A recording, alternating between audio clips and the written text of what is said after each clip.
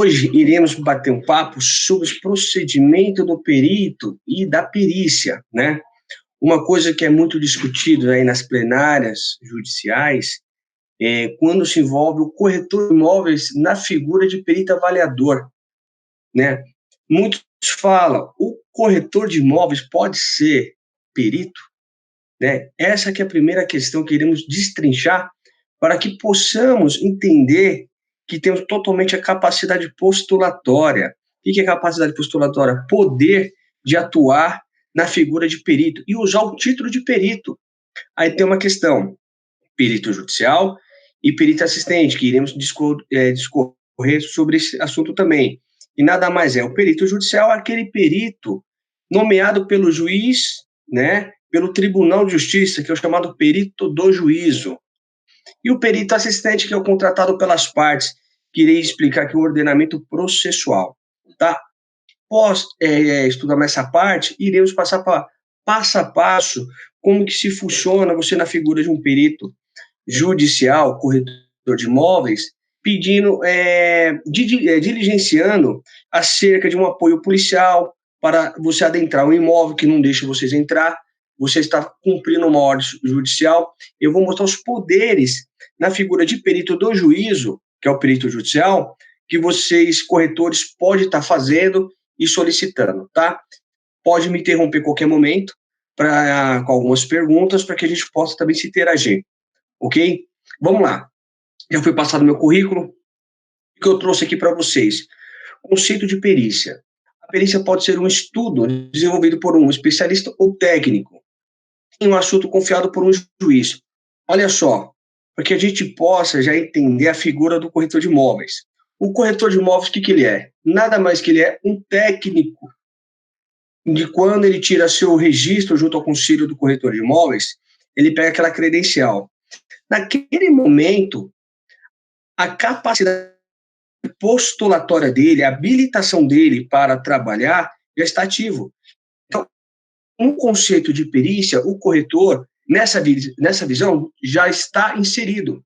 Aí continua em um assunto confiado por um juiz, um tribunal ou autoridade, incluindo a apresentação de um relatório. Esse relatório é do perito. Olha só, novamente fala, esse relatório, muitos falam aí chamado PITAM, né, que eu vou explicar da onde que nasce o PITAM. Ele está inserido no artigo 473 do Código de Processo Civil, né, onde saiu o laudo judicial e o parecer técnico. Mas, resumindo, este relatório pode se tornar uma prova pericial. Vejamos, o corretor de imóveis, no teu estágio, né, para ele tirar sua credencial de corretor de imóveis, ele passa por um estágio probatório que ele tem que estar vinculado a um escritório de um perito, né, de um corretor de imóveis, para atestar a função dele, o estágio dele. Então, naquele período de 6 meses, geralmente, ele já fica uma pessoa experimentada. Então, ali já nasce totalmente expertise. De que forma? Levantamento de imóveis para alugar, para vender, dar seus comentários, né, nessa parte de venda e locação. Após o ingresso ao CRESSE, ele já está habilitado a fazer qualquer tipo de negociação. Vejamos só, se ele já está apto para para vender um imóvel, para alugar um imóvel, então ele já está sabendo atribuir o valor daquele imóvel, correto? Porque é certo e sabido que o proprietário não sabe. Cabe nós, corretores de imóveis, fazer um levantamento e passar para o proprietário e falar: se o seu imóvel vale tanto, eu vou trabalhar nessa linha. Então, nessa visão do conceito de perícia, o corretor de imóveis já está inserido para atuar na figura de perito. Por que eu vou passando isso? Para que vocês, colegas, comecem a ter a base jurídica e científica para que vocês não sejam atacados num processo por um engenheiro falando que você não pode. Na verdade, quem está falando isso é uma mentira. Eu te falo que nunca recebi isso, mas já recebi várias impugnações de corretor de imóvel desesperado e eu fundamentar com eles nesse estudo que eu elaborei aqui, tá? Então acompanhe, anote tudo direitinho, que é de suma importância para o dia a dia do corretor de imóveis, que ele atua nessa figura de avaliador, tanto oficial, que é judicial, ou particular. Continuando, a definição de perícia. Olha só, porquanto sendo a diligência realizada por meio de prova, por pessoa ou pessoas físicas, com finalidade de apurar tecnicamente um fato. Vejamos na definição de perícia. O corretor, o que ele faz? Tecnicamente, ele vai no imóvel, faz a vistoria, vê as seguintes avarias. Se possível, o imóvel pode ter, se não for imóvel novo. Ele vai lá falar se o imóvel está com um porcelanato, é um grafiado, vai descrever todo o imóvel, certo? Então, isso aqui é chamado diligência. A diligência nossa já está inserida aqui na definição de perícia. E fala novamente aqui, para apurar tecnicamente. Então, o corretor de imóveis, no seu desenvolver do curso de TTI, Transações Imobiliárias, ele já está inserido, tá? Então, na figura, independentemente que NAI, qualquer outra coisa, se ele só tiver escrito no CRES, ele pode estar operando aqui na figura de perito, conforme a lei nos vê. Não é norma não é lei. Então, nós vamos falar sobre lei, que é o Código de Processo Civil, que vai nos fundamentar aqui, queremos ver, no artigo 156, na própria mudança do Código de Processo Civil de 2015. Tá? Então, a gente falou no conceito, na definição, e a gente identificou, né, que a nossa atuação ela está inserida. Aí aonde queríamos dar mais um passo para ter mais certeza de que o título de perito cabe sim ao corretor de imóveis, tá? Vamos lá? A legislação que inclui o técnico de TI. Essa observação eu que fiz, tá? Porque eu interpretei. Por que eu interpretei? Que eu sou formado em ciências jurídicas e sociais. Já faz 20, vai para 21 anos. Sou bacharel em Direito e atuo aproximadamente aí há mais de 10 anos como perito judicial e perito assistente mais de 14 anos. Então, eu interpretei essa legislação para a figura do corretor de imóveis, tá? Anote bem, preste atenção. A Lei 13.105, de 16 de 3 de 2015, que é de março de 2015, a legislação foi aplicada ao perito. Olha só, a legislação ela fala ao perito. O que eu peguei aqui? Separei o perito, peguei toda a qualificação de um corretor de imóveis que é inscrito no CNAE, ou perdão, é inscrito ao Conselho dos Corretores de Imóveis, para ver se ele encaixaria com esse título para ele. Vamos lá? Então, a sua atividade está vinculada ao juízo e à confecção da prova pericial. Está plenamente contemplada no Código de Processo Civil, na Lei 13.105, de 15 de março de 2015. Vejamos, a lei já falou ali. E o interessante é que na figura de assistente técnico, a lei veio dando um respaldo maior, que fala lá, foram selecionados e apresentados a seguir, nessa situação, o profissional enquanto se diz assistente técnico. Essa legislação, ela trouxe um plus a mais, de que qual a seguinte maneira? Das partes, vamos supor, um divórcio, né? Ou mesmo um inventário, que as partes, é uma família tradicional, tem muitos imóveis, eles se dão bem, eles falam, ele tem um próprio advogado que cuida de todo o inventário, vamos supor, são 5 irmãos. Dentro disso, o advogado propõe, fala assim, com a mudança do Código de Processo Civil de 2015, existe a questão da perícia consensual. O que seria isso? Eu pego um perito avaliador corretor de imóveis, ele tendo currículo para atuar como perito do juízo, ele já tem a capacidade postulatória para sanar esse problema. Aí você me fala, Ricardo, qual que seria? Nesse caso, ou você está inscrito ao CNAE, ou você tem a formação superior e está cadastrado ao CRES. Aí tem aquela discussão, mas precisa ter o CNAE, não. Se você for estudar a legislação e como você se enquadra, você sendo técnico ao seu conselho, você pode estar sendo nomeado e exará, emitir o seu laudo judicial, né, a favor das partes que te nomearam na forma consensual, tá? Ah, eu não tenho uma faculdade, eu não tenho o nível superior. Ótimo. Tem o CNAE, é o cadastro dos peritos avaliadores, dos avaliadores, aí você faz seu cadastro. Então, é muito interessante a gente nivelar entender a lei de forma que ela fala, para a gente não ficar perdido, e nossos colegas que são corretores ficam muito perdidos. De fato, eu preciso ter a inscrição no CNAE?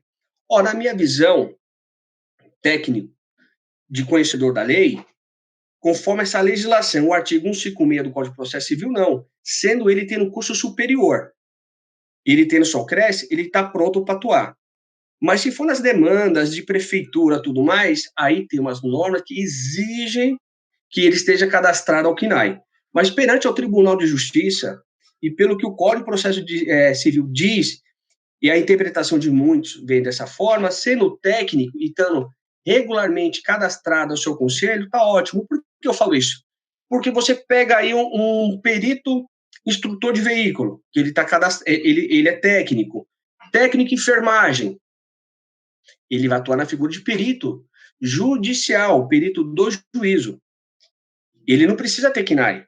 Então, cai também da mesma forma para o corretor de imóveis, né? Porque após que ele tira a sua inscrição, ele já está com habilitação. Se ele está com habilitação, a lei, ela já fala que pode. Olha que interessante, eu trago uma coisa até um pouco mais aprofundada, que a própria lei, o Código de Processo Penal, ele nem pergunta que a pessoa, ele nem cita que a pessoa tem que ter nível superior, porque só fala que ter conhecimento técnico e ser conhecedor de um assunto que está sendo discutido em juízo, né, na questão chamada lide, processual, problema judicial. Então, olha só, então a nossa própria lei, ela por si só, ela é bem branda sobre isso.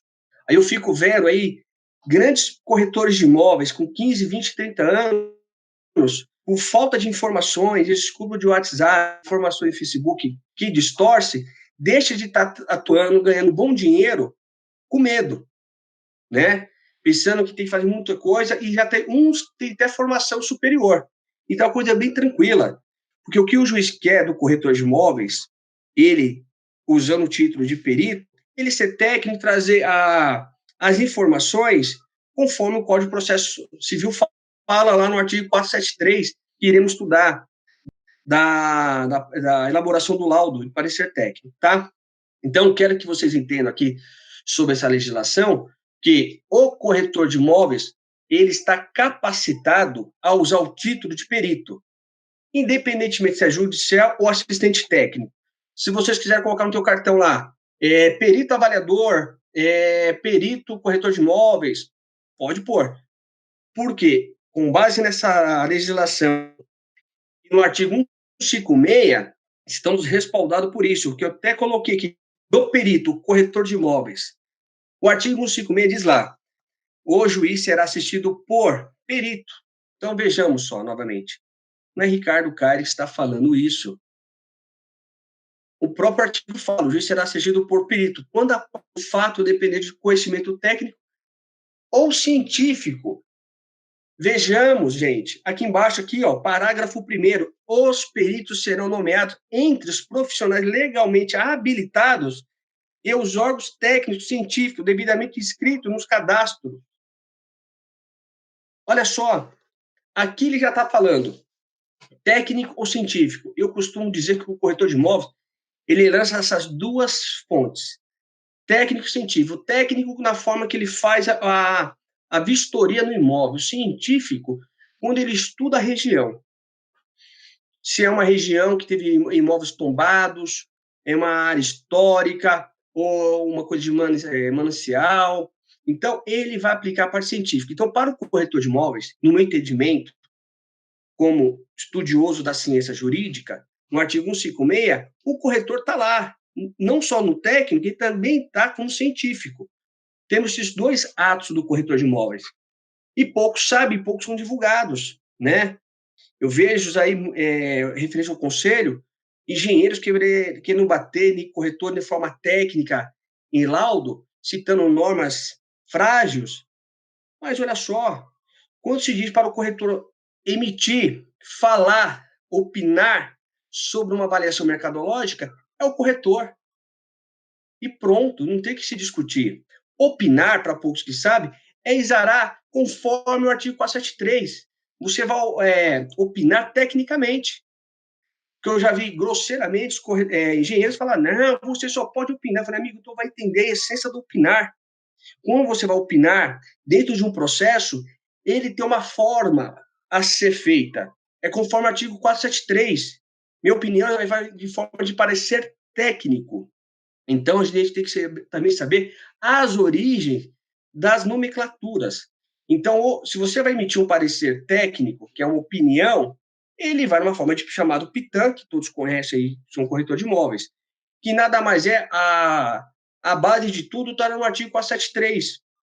Né? Muitos querem inventar aí modas para explicar, e eu vejo muitos colegas deixando de atuar como peritos corretores de imóveis, que é o perito imobiliário, por falta dessas informações. Então, eu trago essas informações para os colegas corretores de imóveis, baseando tudo nessas informações, tá?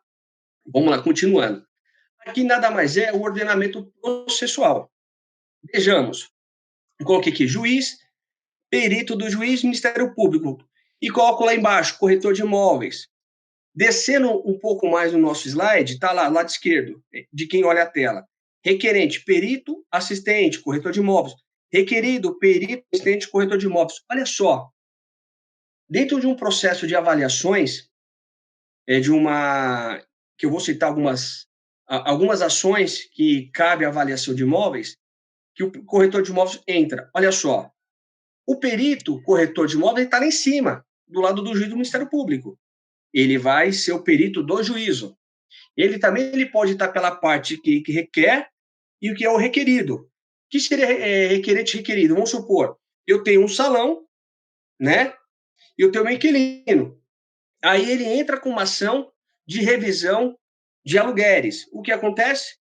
Eu acabo sendo requerido, ele é o requerente. Ele está requerendo. Então, é isso que é a linha do corretor de imóveis. Então, dentro do ordenamento processual, o corretor ele pode atuar tanto como perito do juízo, como o perito das partes, dependendo do lado que for. Grave essa tabela, tá? Porque é muito importante, quando você emitir um parecer técnico, alguém vem questionar, você usa todos esses elementos aqui que nós, professores do Cresce, estamos passando para vocês, ok? Eu vou prosseguir. Tem alguma pergunta para mim que eu não consigo acompanhar, como é tudo online? Se tiver alguma pergunta, pode falar. Oi, professor. Tem sim. Está me ouvindo bem? Então, vamos Estou lá. ouvindo. Tá. Rodrigo Andrade, ele pergunta assim, é uma posição dele, né? É via YouTube também, estamos bem assistidos aqui pelo YouTube, professor. Gostaria de fazer Legal. parte do grupo para adquirir experiência antes de ir para a perícia. Como perder o medo de avaliar? Ele fez o curso, mas ainda não tem confiança para estar atuando. Então, quais são as dicas para começar? Esse é o Rodrigo Andrade pelo YouTube. Rodrigo, tudo bem, colega? Obrigado pela tua presença, primeiramente. É muito tranquilo.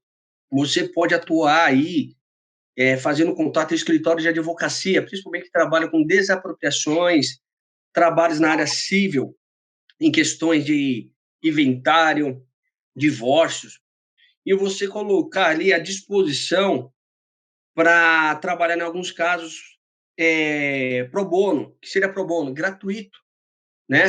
Ou mesmo em alguns grupos, próprio Conselho do Cresce, o Cresce tem uns grupos de avaliadores, faça um contato lá e vão te passar um grupo que você pode acompanhar.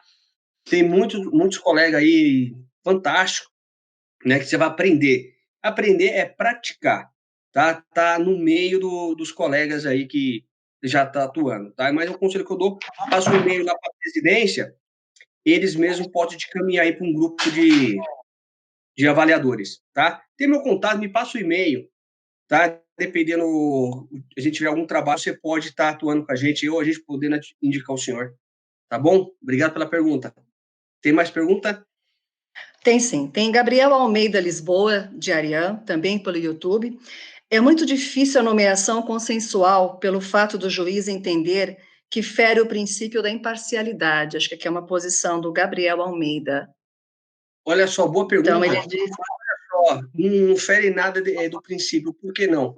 Quando é discutido, decidir, as partes comum acordo, já diz, consensual, foi entre as partes vão indicar um perito da sua confiança, peticionando e juntando o currículo dele, sobe para o juiz manifestar, ali o juiz já habilita nos autos.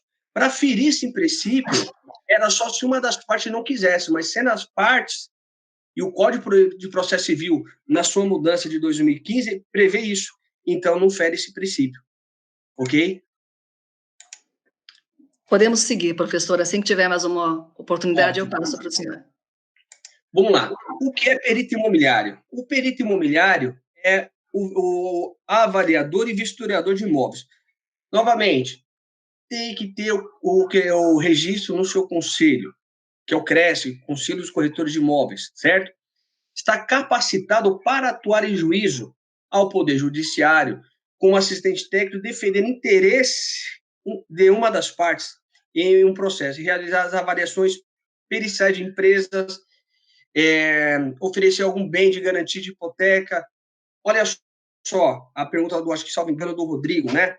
Ele pode ir nessas empresas de consórcio, bancos, né, ou empresas, fazer aí um network e começar a oferecer esse trabalho, né? Tendo alguma empresa que precisa levar seu imóvel à garantia, ele se dispor ali para fazer o trabalho.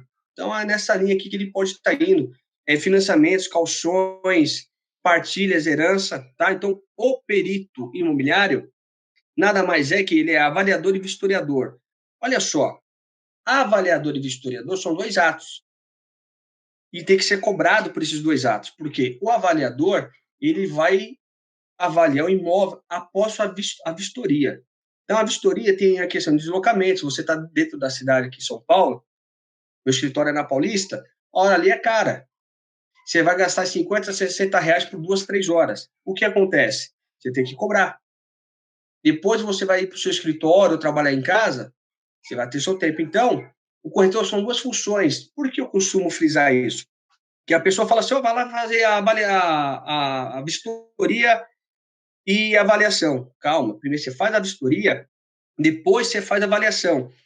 Não só do imóvel, mas sim da região, porque você vai ter que andar também ali na região, conversar com comerciantes, né? No exemplo paulista, que talvez seja mais conhecido para todos, né? Ali, ver de redor ali, que cada esquina tem um valor diferenciado, né? Padronizado, né? Porque a uma altura da Paulista é um valor, outra altura da Paulista é outro valor. Então, a avaliação também, ela está inserida aí, se você fazer ali aquele levantamento, tá?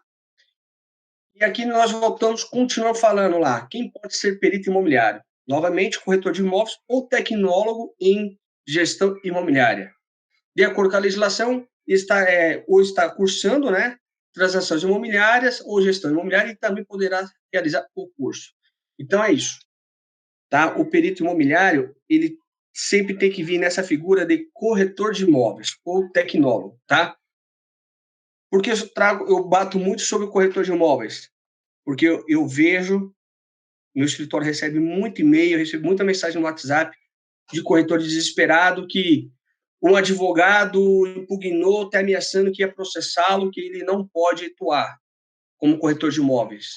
Então, essa é a minha preocupação com vocês, colegas corretores, é trazendo essas informações coloca debaixo do braço de vocês aí, para que onde vocês forem, você tenha elementos para mostrar juridicamente que vocês têm capacidade postulatória de atuar. Tá? Olha só, isso aqui está no Jus Brasil. Se vocês fizerem alguma pesquisa no Jus Brasil sobre de perito corretor de imóveis, você vai ver lá. Ó, olha só, não foi Ricardo Cares que colocou, não. Isso aqui, ó, se olhar a data da publicação, 15 de 12 de 1992.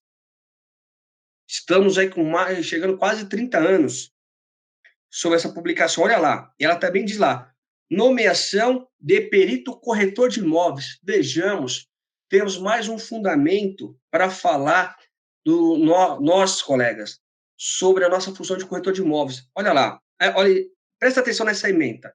E eu vou falar sobre a prova pericial no 464. A prova pericial, a avaliação de imóvel, nomeada de perito corretor de imóveis. Não é privativa, não é privativa de engenheiro ou de arquiteto. A avaliação de imóveis podendo ser produzida por corretor de imóveis, certo?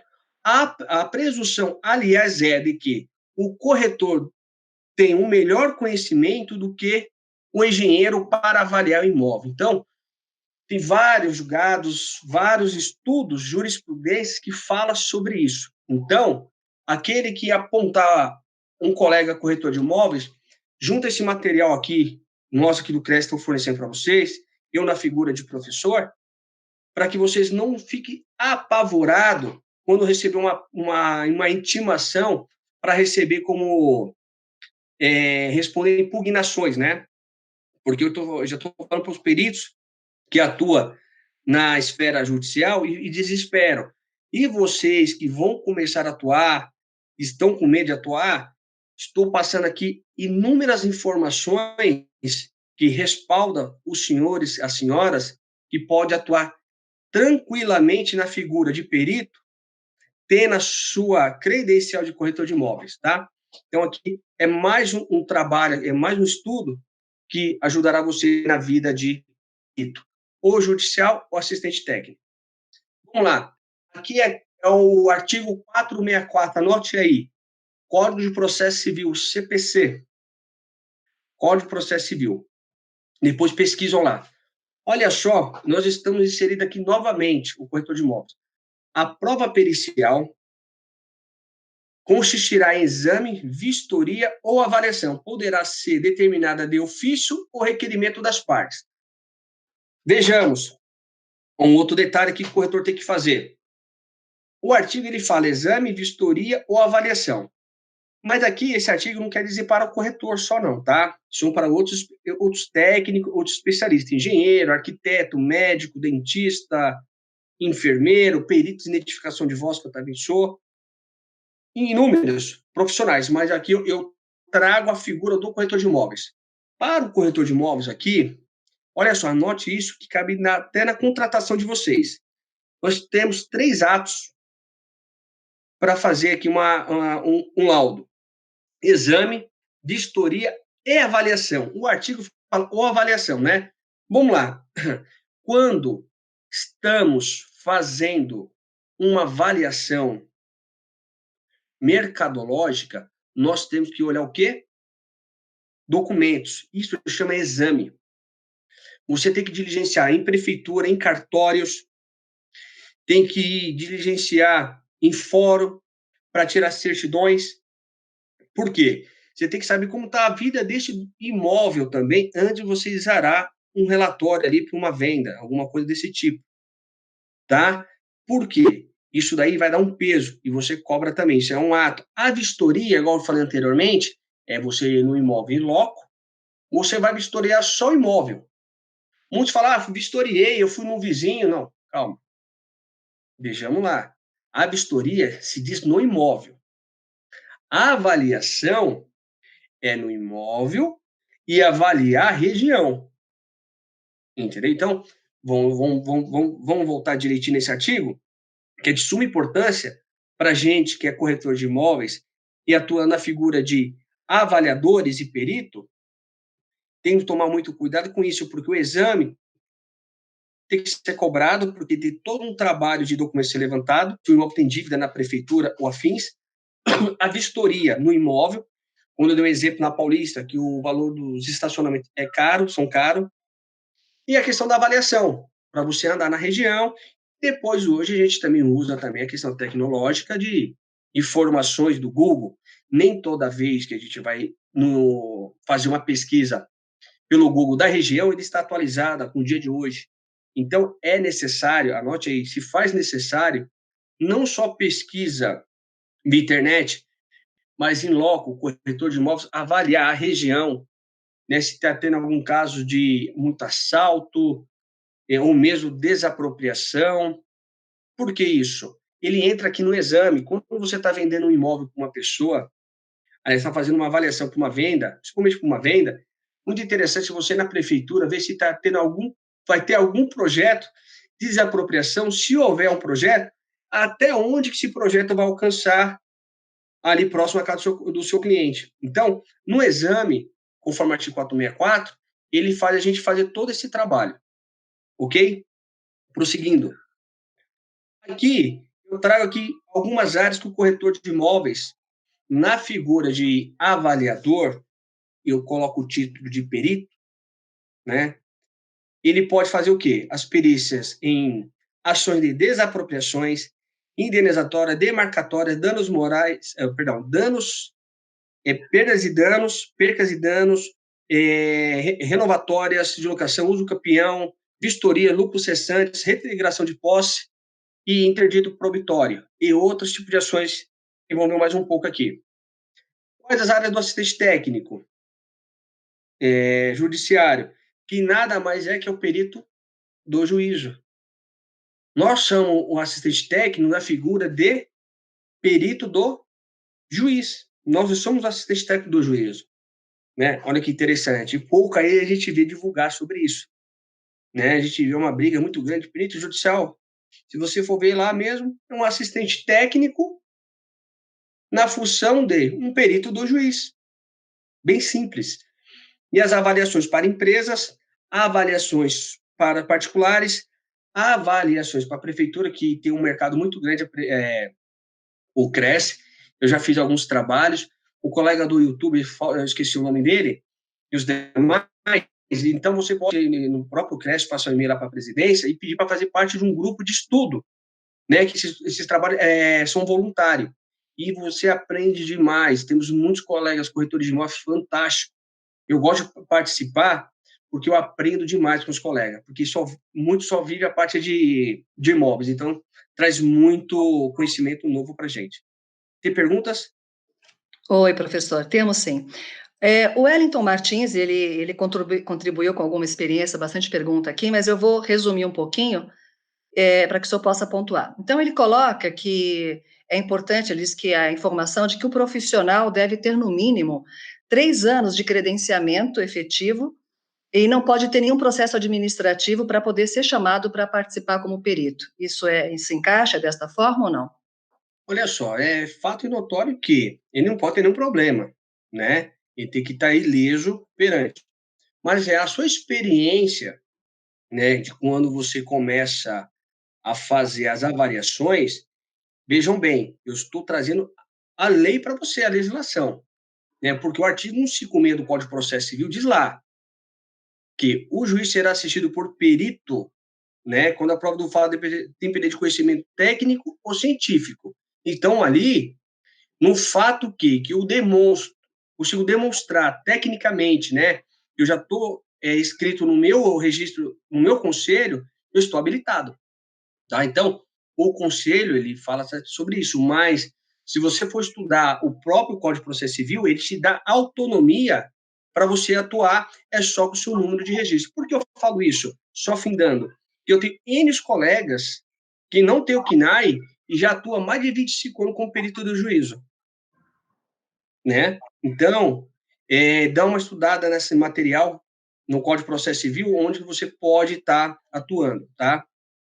Ainda o Wellington, professor, um outro ponto que é a experiência dele, ele fala assim: outro ponto importante que tenho visto é que o sorteio eletrônico do judiciário não funciona na prática, visto que por 2 vezes foi nomeado através do cadastro, porém o currículo foi avaliado pela secretária escrivã do promotor de justiça da comarca que representa.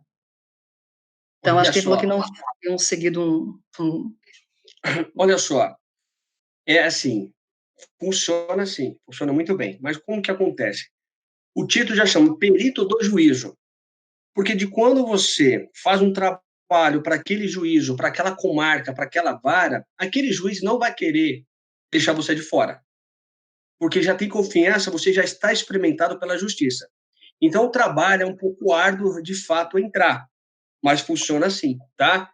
Você consegue entrar, muitas das vezes, numa vara que já tem um perito há muito tempo, quando o perito não pode atuar em determinado processo, eles fazem um sorteio para que você possa entrar, tá? Então, você também tem que dar uma olhadinha, o Wellington, os demais, que se na comarca qual você está atuando, você tem uma grande demanda para perito avaliadores.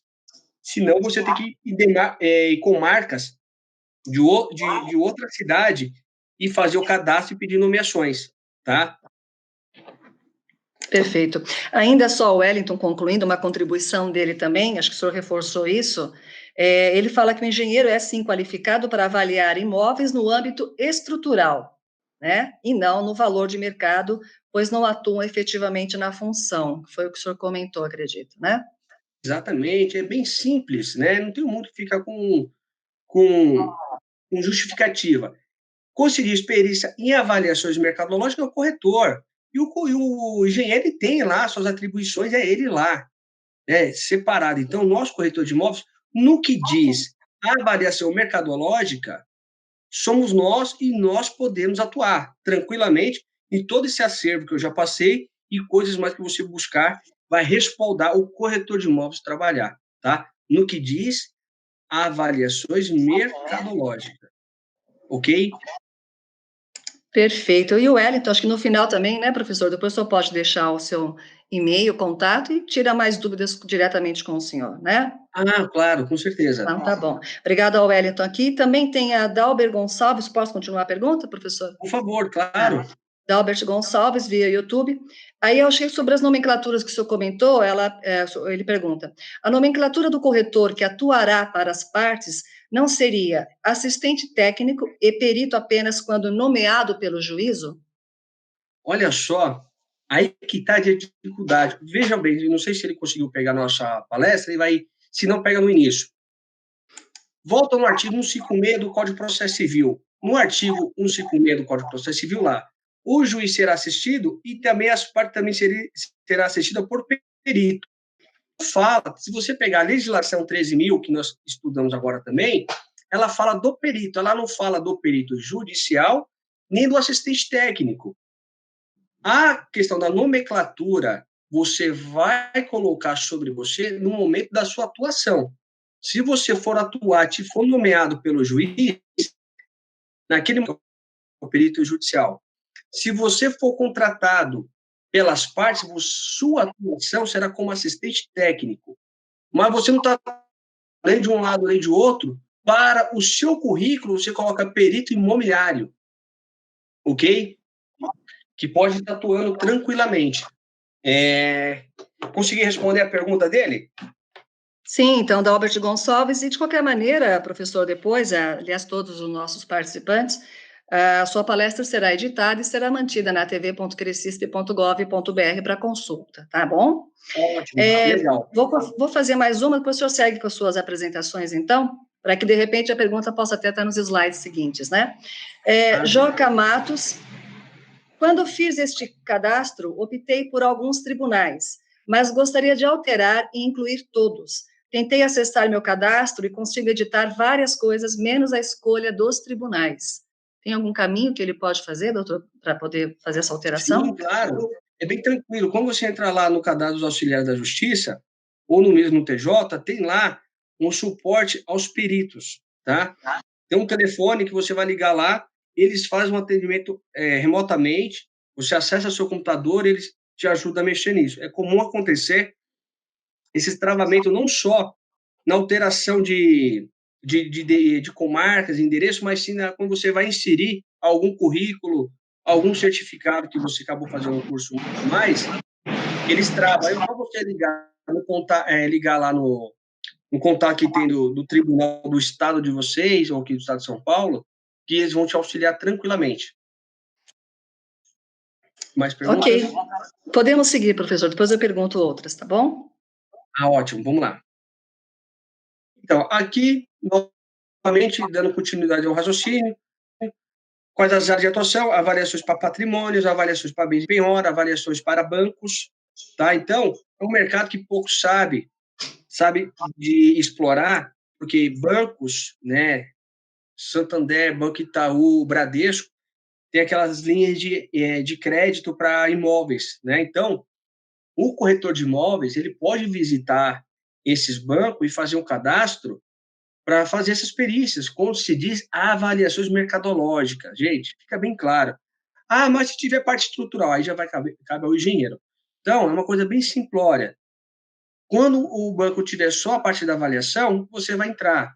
Eu conheço vários corretores que trabalham na figura de perito avaliador a banco.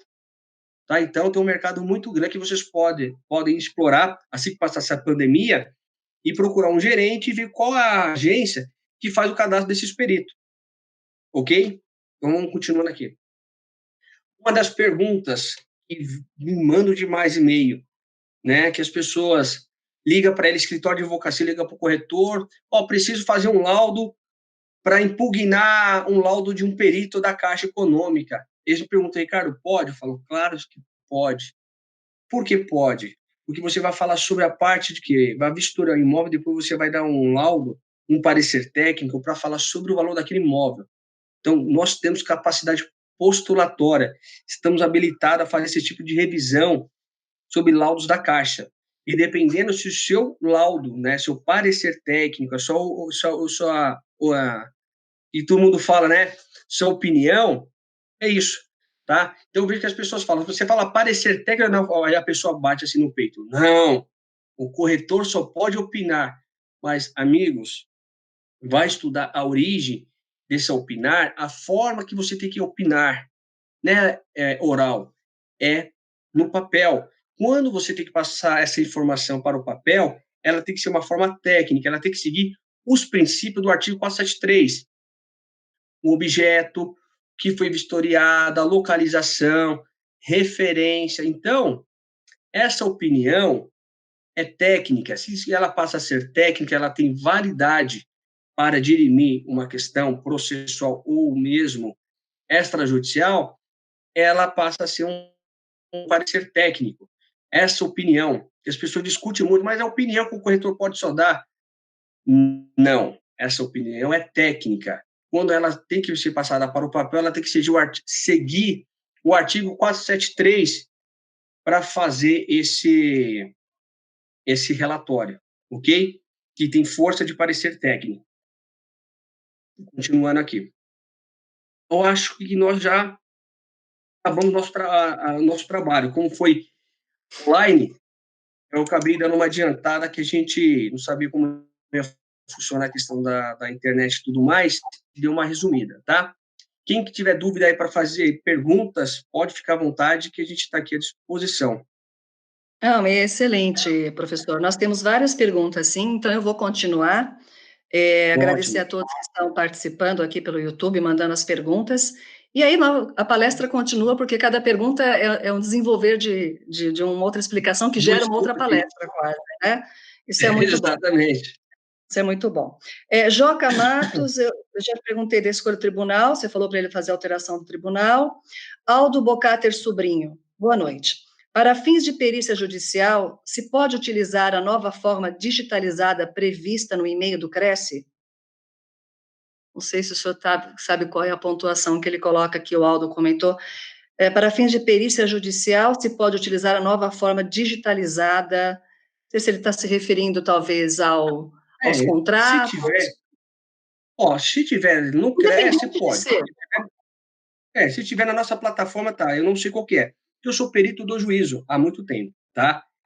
Ativar como perito do juízo. O que foi passado no nosso treinamento aqui, se você pegou esse nosso trabalho no meio, dá uma olhadinha que eu estou passando passo a passo, né, sobre esse ordenamento, tá? Então, o que o Cresce colocou tem seu sentido, sim, tá? Então, sem saber do que se trata, não ter esse conhecimento, pode ir que sim, que tudo que o Cresce põe é certo e eu acompanho todos esses trabalhos aí. Só um parênteses aqui, professor, tem o tio TCI também do YouTube, que está se identificando como tio TCI, ele pergunta, quando vai começar o novo curso? Então, o curso que ele se refere é o do perito judicial, né, acredito que seja isso, se está nos ouvindo, e o curso EAD, do perito judicial, fotografia, matemática financeira, HP12C, avaliação imobiliária, documentação imobiliária, todos no site do Cresce EAD, para o corretor de imóveis que Isso. está ativo, e as inscrições abrem segunda-feira, às segundas-feiras, todas as segundas-feiras, algumas têm uma limitação de vagas, e temos que estar atento aos horários e aos dias de inscrição, então, mas às segundas-feiras, no ead.cresce.org.br, é possível acessar para fazer o curso, tá bom? Tio TCI, a sua pergunta aqui.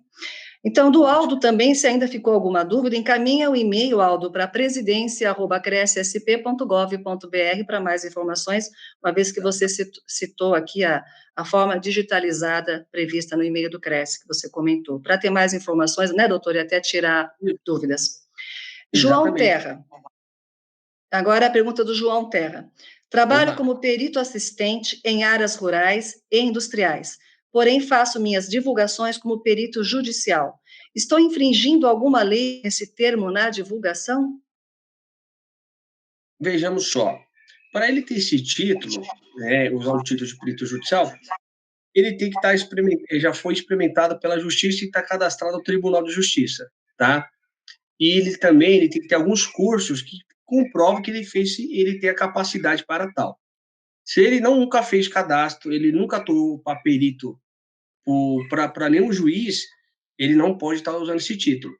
Eu costumo dizer para todos, use o título só de perito, porque a própria legislação nos garante esse título sobre nós, pelo nosso registro junto ao nosso conselho.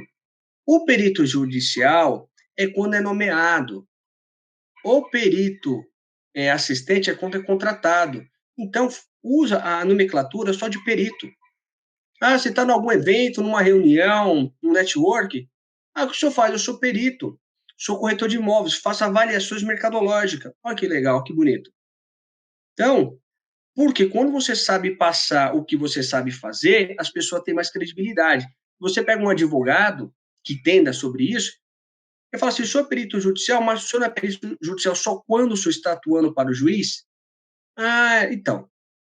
Mas você é assistente técnico quando você está contratado. Aí fica uma situação meio que desagradável para o corretor. Então, usa a nomenclatura só de perito. Né? Infringindo lei, não está infringindo nada. Né? Se você tiver o CRESSE, tudo bonitinho, você está dentro da lei. Mas o correto é usar só o título de perito, ok? Ok, ok. Maria Elisete Souza também, ela comenta que gostaria de participar de um grupo de avaliadores para adquirir mais experiência.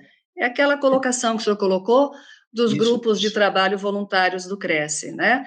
Nesse exatamente. caso, só completando, professora, é a Maria Eliette, ela comenta, então, é o grupo de avaliação mercadológica. Para ela participar deste grupo como membro voluntário, ela tem que ter o CNAE, né? Porque ela faz primeiro Isso. o curso de avaliação mercadológica, tem o CNAE e passa a integrar, então, esse grupo que exerce essa tarefa aí como uma pós-graduação, né, da extensão do próprio curso, tá bom? Isso, Então, exatamente. Maria Eliette, se você quiser encaminhar um e-mail também para presidência@crescsp.gov.br, solicitando a sua inclusão neste grupo. Davis Lisboa, boa noite. Em relação aos imóveis de leilão ou caixa econômica, haveria possibilidade dos corretores realizar as avaliações? Sim, igual eu já fiz um comentário, sim. Demais. Tanto você, pela questão da uma empresa, de um leiloeiro, ou mesmo pelo banco, ou pelas partes que está com o imóvel indo para leilão, discutir o valor que foi menor, né? Chamada ação vil, né? Aquela ação que é movida, né, para tentar reverter o leilão. Então, há condições sim para você atuar nessas duas visões. É um mercado difícil, você tem que fazer muito contato, mostrar uma vasta experiência, e o próprio Cresce nos dá isso, essa oportunidade de adquirir essa experiência. De que forma? Todos os cursos são gratuitos, com os melhores professores aí dando esses cursos, tá? E o próprio hoje um grupo de trabalhos voluntário, aonde que você coloca em prática a sua expertise, tá? Ok. J.A. Ribeiro, como faço para tirar a assinatura digital ao qual preciso para processos eletrônicos? Ó, legal. Você tem que pegar essas empresas que vendem aqueles token digital, né? Paga, tem um de um ano que é cento e poucos reais, ou de 3 anos, salvo engano, uns 300 e pouco, mas tem uma variante muito grande de empresa, tá? Tem token que vai de um valor de uma empresa, de outra vai para outra. Eu não vou citar nomes, né? Então, é só ver essa parte de empresas aí. Mas só pegando o gancho, muito legal sua resposta. Hoje, até por eu ser perito em documentos de assinatura, hoje eu não assino mais meus laudos, por causa de falsificação. Fisicamente, ó, eu assino todos os meus PDF com certificado digital, que vai exarado embaixo o dia e hora que foi assinado com certificado digital. Então, a chance de fraude é menor. Tá? Então, ela serve tanto para você assinar os laudos que vai para um tribunal, ou mesmo para você entregar para um cliente, ok? Ok. Nete Adriane, como aqui acho que o senhor comentou, mas é bom reforçar então, como Aham. faço para me inscrever para trabalhar como perito judicial? Tem Legal. aquele site da Justiça, não foi o que o senhor comentou? Isso, tem. Auxiliares da Justiça. Se você estiver em São Paulo, colocar auxiliares da Justiça SP. Vai aparecer o cadastro, é muito simples. Você faz o cadastro, coloca a certidão civil e criminal, e aí depois vai abrir o link para você juntar seus certificados. Dentro de 30 dias já vem a validação para a sua atuação na figura de perito judicial. Olha que interessante, eu já sou perito aqui em São Paulo há um bom tempo, mas eu sou perito também do Tribunal da Paraíba, trabalho para o Tribunal Regional do Trabalho para a Bahia. Então, quando você tem um trabalho bem divulgado nas mídias sociais, YouTube, Google, Facebook, Instagram, LinkedIn, as autoridades estão ali vendo. E a própria nossa lei, ela garante que os funcionários, né, os escreventes, os diretores de cartório, eles podem procurar profissionais nas redes sociais para atuar como perito. Então, a lei nos garante que a gente não precisa só estar avisado. Para eu atuar no Tribunal da Bahia, na figura de perito judicial, não fui eu que fui bater na porta. Eles que me chamaram. Eu aceitei. No Mato Grosso, já me chamaram em inúmeros. Algumas eu recusei. Mas esse da Paraíba, como eu tenho alguns trabalhos lá, eu acabei aceitando. Então, fica essa dica para vocês aí. Divulgue bem nas redes sociais a sua expertise, né? Que o Google traz muita informação, colocar o nome de vocês, que vem um monte de informações, é nesse momento que algum operador do direito que está ali dentro do tribunal, de qualquer estado, estiver procurando um profissional com a sua qualificação, você possa ser sorteado e trabalhar lá por ele ter te achado sem ser nomeado pelo sistema de roleta do Tribunal de Justiça, tá? Fica essa dica aí para vocês aí. Muito bom. José Carlos Grotti, gostaria de saber como a Justiça Gratuita paga os honorários das perícias. Boa pergunta. Olha só, isso daí, como é pago? Uma das partes ela está sendo assistida à Justiça Gratuita. Existe uma tabela, ela vai de 190, salvo engano, a R$ 700. Aí tem conforme o processo. O processo, se for de R$ 1.000, R$ 10.000, vai R$ 30.000, ela vai subindo, aí vai para 200 e poucos, 300 e pouco, 400 e pouco, até chegar a 700. Então, é nessa linha, tá? Quem faz o pagamento é a Defensoria Pública, após que você faz todos os trabalhos e entrega o laudo, tá? E é muito interessante você fazer isso, que até te contribui para uma aposentadoria futura, tá? Obrigada, mais uma. Gabriel Almeida continua a sua pergunta aqui também contribuindo novamente. Gostaria de saber em que momento tenho que pedir o reforço policial. Olha só, acontece muito em questão de desapropriações e separações, né? Chamados os de litígio, né? Litigioso. A palavra litígio, ela vem de brigas, né? Embaraços. Então, muitas das vezes, o próprio juiz já observa, pelo teor das audiências, que ali vai ter problema. Muitas das vezes ele já até fala. Mas, se o juiz não falar, você estuda primeiro o processo, você vê se já houve agressão, se já tentaram ir no imóvel, não deixaram entrar, aí você vai fazer uma petição para o juiz falar, se ele tira o seu doutor juiz de direito, de tal vara, o número do processo, sua qualificação. Eu colocaria assim, eu, Ricardo Caris dos Santos, conforme a análise nos autos, existe o boletim de ocorrência, o esposo agredindo a esposa, ou vice-versa, também pode acontecer isso, e porque já foi relatado, não deixa adentrar, com certeza a perícia, o perito não vai ter acesso ao imóvel de uma forma amigável. Sendo assim, deixo o meu pedido que seja escoltado pela força policial. O juiz vai deferir de imediato, que você fundamentou, porque você estudou o processo, certo? Aí o juiz, quando você já marcar de hora, o juiz vai mandar um ofício para o batalhão, para estar indo lá. Muitas das vezes vai para o batalhão, mas o batalhão não manda a viatura. O que eu sugiro fazer, qual eu faço? Eu imprimo, né, que é tudo digital hoje, imprimo esse ofício, eu passo na frente do imóvel.